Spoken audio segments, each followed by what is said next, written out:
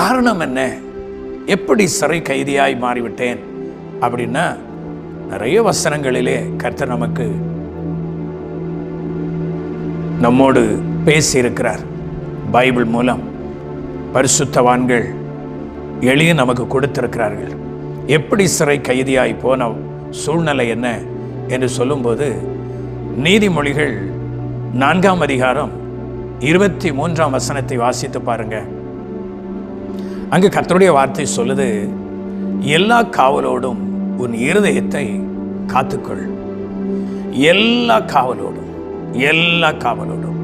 உன் இருதயத்தை காத்துக்கொள், அதனிடத்து நின்று ஜீவ ஊற்று புறப்படும். நீங்க ஆண்டவருடைய பிள்ளைங்க தான்,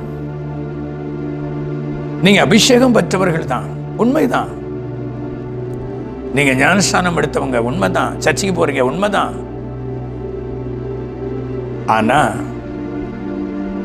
இருதயத்தை காவல் காக்காமல் இருந்தால், பாதுகாக்காமல் இருந்தால், இந்த வாயின் வார்த்தைகளே நம்மை சிறை கைதியாய் மாற்றிவிடும். ரட்சிக்கப்பட்டவன், நான் ஆண்டவருடைய பிள்ளை, அபிஷேகம் பெற்றவன், நான் எதையும் பேசி விடலாம், எதையும் நான் பேசி விடலாம், பிரச்சனையே இல்லை அப்படின்னு சொல்லி நீங்க நினைக்க கூடாது.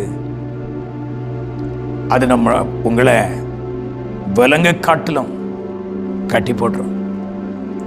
விலங்கு ஒருவேளை விலங்கு போட்டு மாட்டி வைத்தால், விலங்கு போட்டுனா ஒருவேளை விடுதலை ஆகிடலாம். ஆனா வாயின் வார்த்தைகளை கொண்டு, தேவையற்ற வார்த்தைகள், அவிவிசுவாசம் என்ற வார்த்தைகள், தேவன் விரும்பாத வார்த்தைகள்,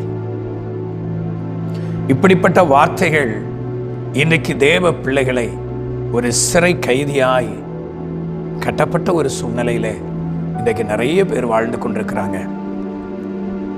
வேத வசனம் தெளிவாய் சொல்லுது, உன் இருதயத்தை எல்லா காவலோடும் காத்துக்கொள், அதனிடத்து நின்று ஜீவ ஊற்று புறப்படும். ஃபுல் வீடியோவை பார்க்க ஹேண்டில் கீழே இருக்கிற ப்ளே பட்டனை கிளிக் பண்ணுங்க.